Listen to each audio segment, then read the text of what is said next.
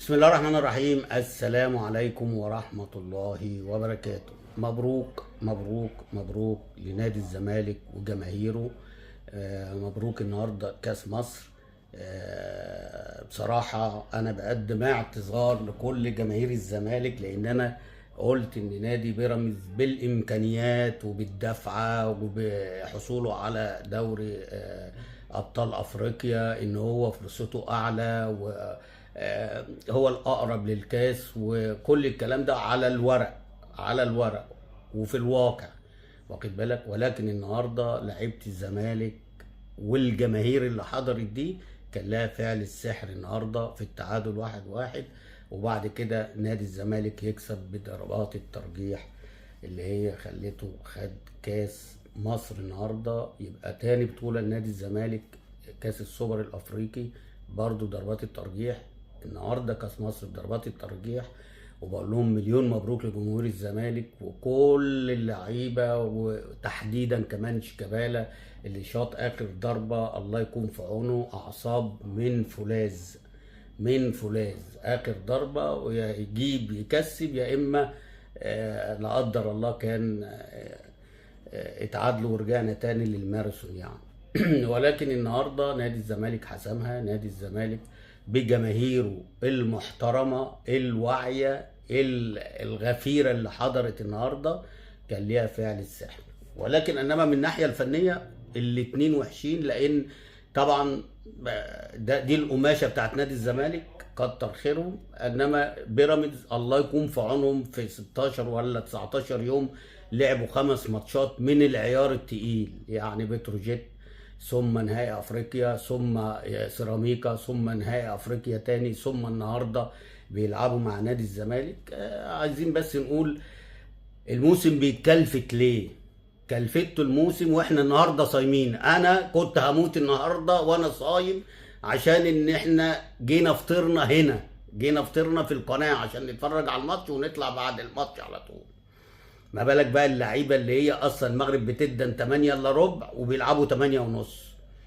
لو لا قدر الله النهارده حد كان وقع، مين اللي يشيل الكلام ده؟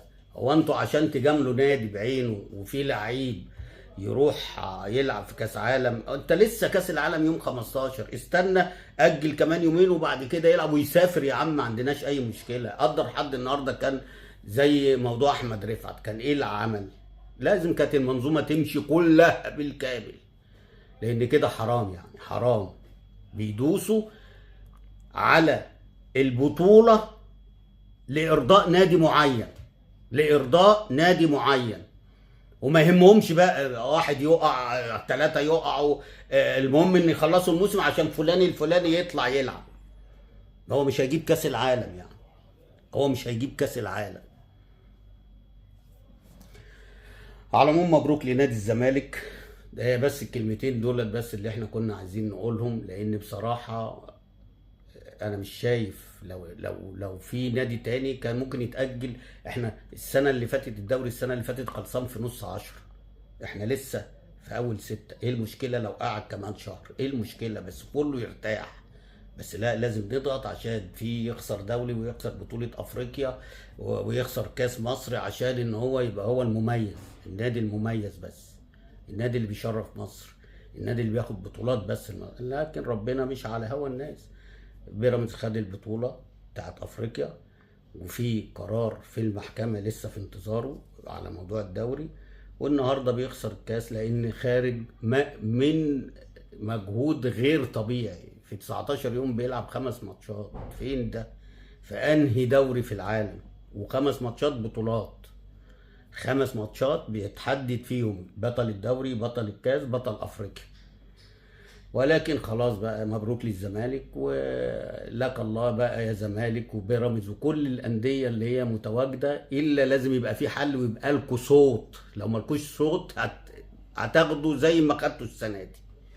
يلا بقى، على العموم مبروك لنادي الزمالك وارض الاكل بيراميدز، وان شاء الله نشوف دوري السنه اللي جايه بقى منتظم وفي عداله، وفي فرق بتخرج لفرق قد يعني في 21 نادي، يعني 11 مرة يخرج و11 مرة يلعب على ملعبه.